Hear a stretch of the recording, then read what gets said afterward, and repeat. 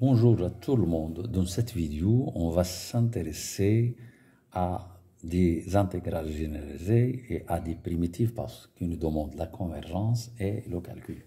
Le calcul se fait par des limites en déterminant des primitives ou bien avec des astuces d'encadrement, ainsi de suite. Il y a méthode. Alors, comment on va pour i? Alors, cette fonction qui a x fait associer x au cube au moins x est continu sur cet intervalle. Il est continu sur l'intervalle 0 plus l'infini. Et on a x, par exemple, au carré, fois cette fonction, l'exponentielle de moins x, qui est égale à x à la puissance 5 fois l'exponentielle de moins x, elle tend vers 0 lorsque x tend vers plus l'infini. C'est un résultat bien connu. X à la puissance alpha, l'exponentielle de moins x, elle tend vers 0 lorsque x tend vers plus l'infini avec alpha quelconque dans R. Alors, ça, c'est 0. Donc, et alpha là est égal à 2 supérieur à 1. Alors, la règle de Riemann, donc, d'après la règle de Riemann, il faut écrire d'après la règle de Riemann, I est convergente. Bien sûr, en plus l'infini. Il n'y a pas de problème au 0 parce qu'il est continu. Alors, comment pour G? G, je le subdivise en deux morceaux. L'intégrale moins 0 à 1, x ln de x sur x carré plus 1 au carré dx. Alors, plus l'intégrale 1 plus l'infini, x ln de x sur x carré plus 1, le tout au carré dx. Alors, pour ce morceau-là, le problème est posé en 0, mais on a la limite de x ln de x sur x carré plus 1, le tout au carré en 0 plus, on le connaît, ça c'est 0 sur 1. Donc, ça implique l'intégrale moins 0 à 1, x ln de x sur x carré plus 1, le tout au carré dx est convergente. Donc ça, il est convergente. Quant à ça, on va multiplier par exemple, on a x au carré multiplié par x ln de x. Je fais mon calcul, je simplifie, je factorise ici par x carré, il va sortir x4, x, il va rester x sur x, 1 sur 1 plus 1 sur x carré, le tout à la puissance carrée. Mais ça, elle tend vers 0. On le connaît lorsque x tend vers plus l'infini, c'est 0. 0 fois 1, c'est 0. Donc,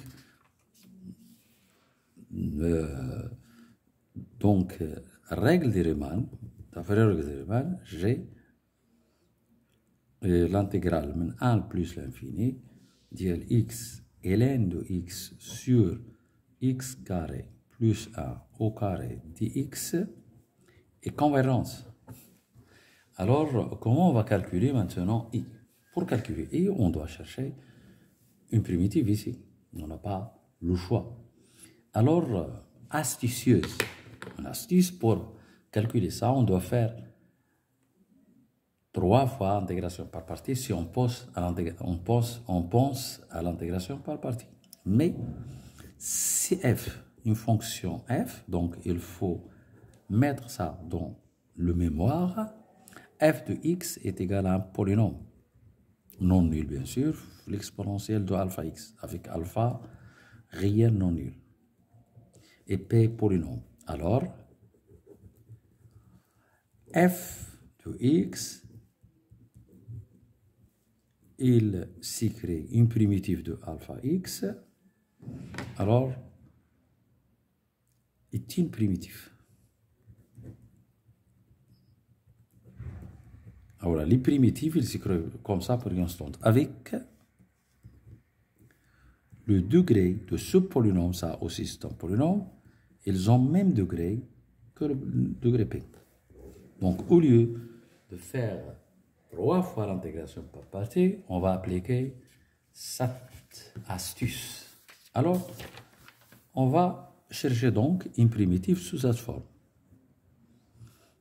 Le degré ici c'est 3, donc c'est ax à la puissance 3 plus bx au carré plus cx, alors plus d fois l'exponentielle de au moins x. Nous dérivons f' de x, elle sera égale à 3x au carré plus 2bx plus c fois l'exponentielle de moins x, alors moins ax, ici c'est 3a, alors ax au cube plus bx au carré plus cx plus d e au moins x. Alors je fais les mêmes degrés, je ramasse les mêmes degrés, ici c'est moins ax au cube, ici c'est plus 3ax au kx moins b le tout fois x au carré. Ici, c'est 2b moins c fois x. Ici, plus c moins d fois l'exponentielle, bien sûr, de e moins x. Mais ça, il est égal à petit f. Donc, par identification, ça, il va disparaître avec ça. Le plus haut degré, moins a, est égal à 1. 3a moins b est égal à 0. 2b moins c est égal à 0. Et c moins d est égal à 0. On trouve a est égal à moins 1, b est égal à moins 3, c est égal à moins 6, et d est égal à moins 6. Ainsi, avec ça, l'intégrale de 0 à lambda, x à la puissance 3 au moins x dx, je peux mettre ici plus l'infini, il sera égal à moins x au cube. Alors, moins 3x au carré, moins 6x, moins 6, coché, au moins x, ici, multiplication, e moins x et crochet. 0 à lambda. Je remplace par lambda, moins lambda au cube, moins 3 lambda au carré, moins 6 lambda, moins 6 fois e moins lambda. Alors, moins avec moins c'est plus, ça c'est 0, 0, donc plus 6. Mais ça, il tend vers 6 lorsque lambda tend vers plus l'infini. D'où I, elle sera égale à 6. Alors pour G, il y a beaucoup d'étapes. Ce n'est pas quelques questions directement. Donc, tout d'abord, nous faisons le calcul de lambda mu à lambda. Alors, x, ln de x sur x carré plus 1 le tout carré dx. Nous faisons une intégration par partie. Ici, en remarquant prime de x carré plus 1, c'est 2x. Et je n'ai pas un demi, je divise par un demi. Et il devient x carré plus 1 prime sur x carré plus 1 le tout au carré fois ln de x.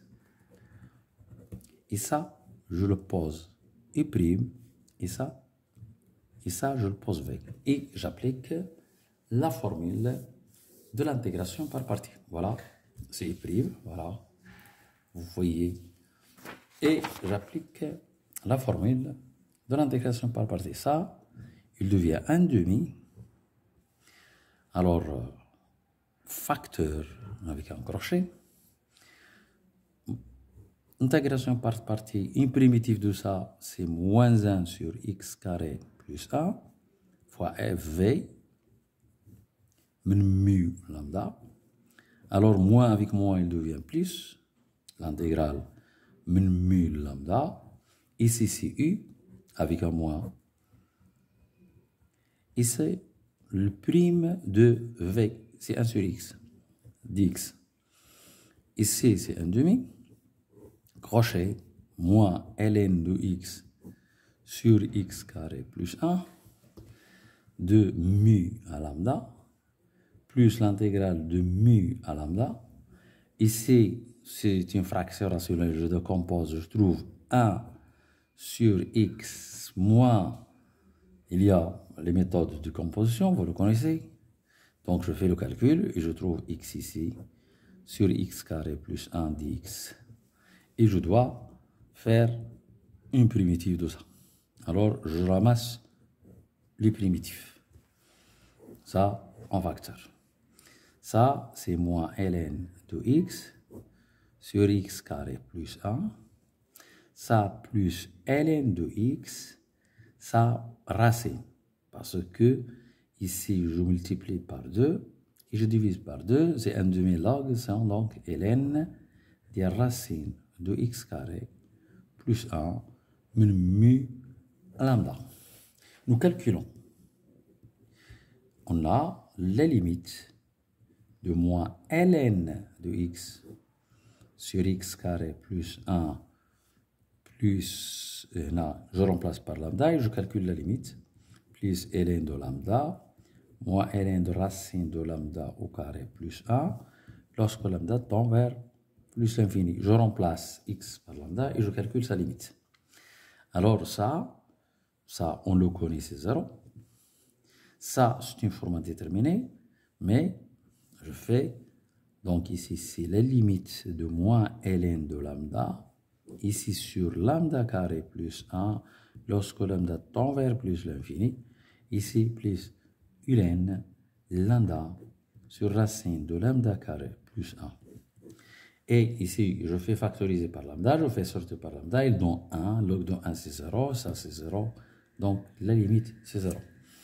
Alors, on doit chercher les limites de ça en... Donc, je dois chercher la limite de ça en...